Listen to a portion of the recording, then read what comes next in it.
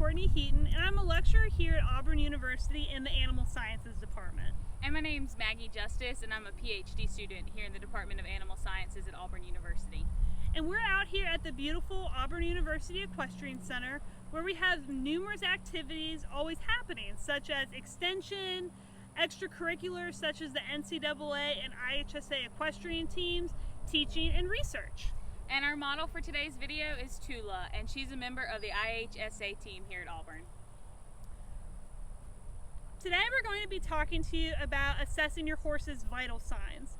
I'm going to use some of the numbers set forth by the AAEP, or American Association of Equine Practitioners.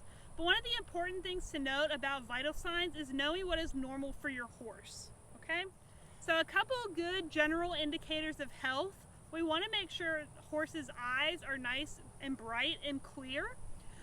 If you do have a horse that comes in into the barn, or you notice in the pasture that has kind of weepy eyes or is squinting, you really don't want to mess around with eye problems. It's always best to contact your veterinarian. And at any time, if you're uncertain about something, contact your veterinarian. We can also assess the horse's nostrils. We want to make sure they are nice, open, clear, and free of discharge. If there is some discharge, we want it to be clear and not a nasty kind of mucousy green, brown, or yellow. We also want our horse to be nice and interested in what's going on around them. We don't want them to act dull or lethargic. We want to make sure they're staying hydrated and drinking plenty of water, and also have a good appetite. So let's start with our vital signs. The first we're going to talk about is assessing our horse's capillary refill time. This is actually going to give us a good indicator of our horse's blood pressure, and we can also check their gums for hydration status as well. When we assess a horse's capillary refill time, we are going to depress a finger on their gums for a couple seconds until it turns pale, and then release. That should refill and return to a nice pink color in 2 seconds or less.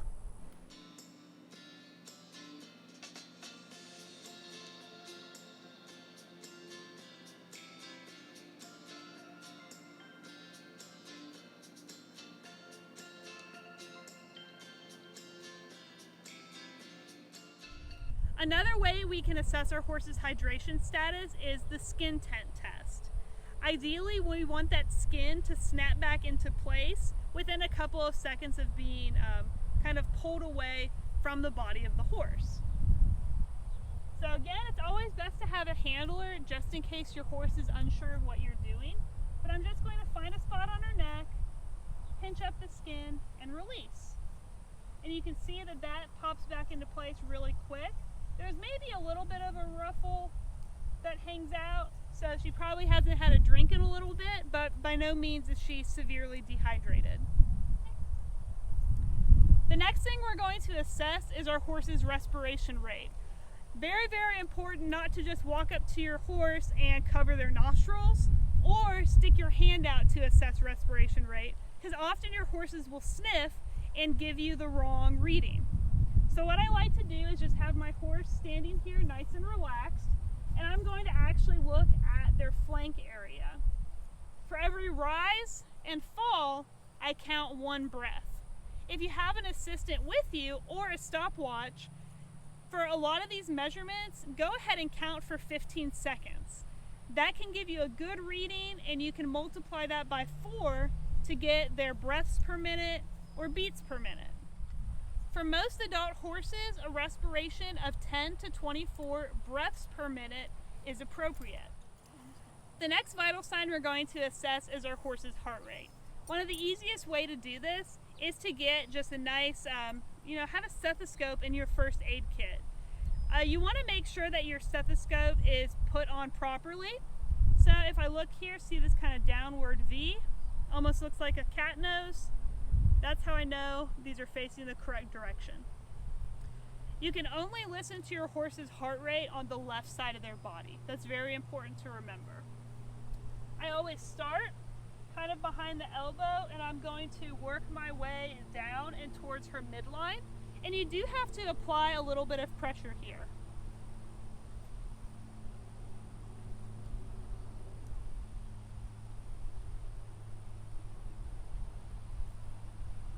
Remember, horses have a much slower heart rate than we do, and that can surprise a lot of people. So make sure each lub-dub that you hear, you only count as one beat. The normal heart rate for most adult horses is 28 to 44 beats per minute. You can also assess a horse's pulse at numerous points throughout their body, such as their jaw. And one we talk about a lot is a horse's digital pulse, and that is actually down here on the pastern. A bounding digital pulse is a bad sign. This could mean that your horse has excess blood flow to the area and might be an indication of laminitis or founder.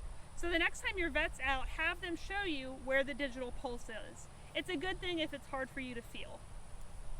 Another really cool vital sign you can take, and also important to know what's normal for your horse, is assessing their gut sounds. We like to break this up into 4 different quadrants: the upper left, lower left, upper right, and lower right.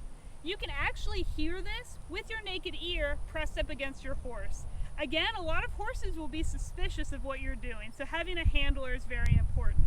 If you do have a stethoscope in your first aid kit, this is also an easier way to hear these. It's important to remember that just like how we can only hear the heart on the left side of our horse, we can only hear their cecum on the right side of the horse. When listening to gut sounds, we divide the horse's abdomen into 4 different quadrants. We have the upper left, lower left, and on the opposite side of which I'm standing, the upper right and lower right. This is the really interesting side to listen to because this is approximately where the cecum lies, the big fermentation vat in our horses. The gurgling, tinkling, and sometimes roars that you hear are normal. This is what's called barbarigmy. We use a 0 to 4 scale when assessing a horse's gut sounds, with 0 being 0 gut sounds, which is not a good sign, and 4 being hypermotile gut sounds, which can also be a negative sign as well. We want to shoot for a 2. This is our normal gut sounds. If you have any questions on what is normal, definitely ask your veterinarian the next time they're out for your horse's annual vaccines, dental float, or Coggins testing. The last vital sign we're going to talk about today is taking your horse's temperature. There's a couple different ways you can do this, all of which are performed rectally.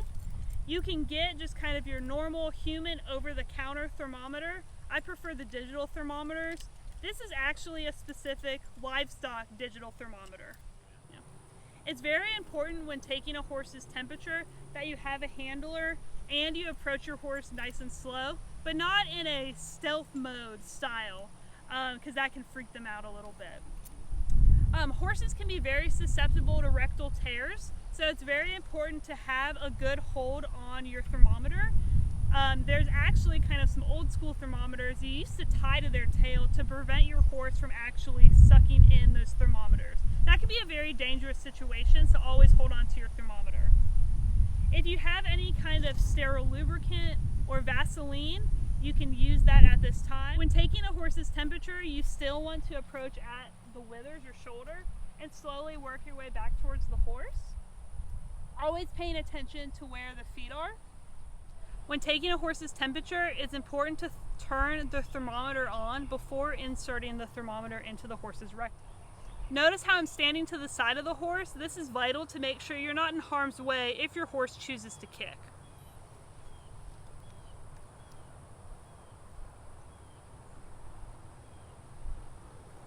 I'm going to gently insert the thermometer, keeping it nice and straight and making sure that I have a good hold on it.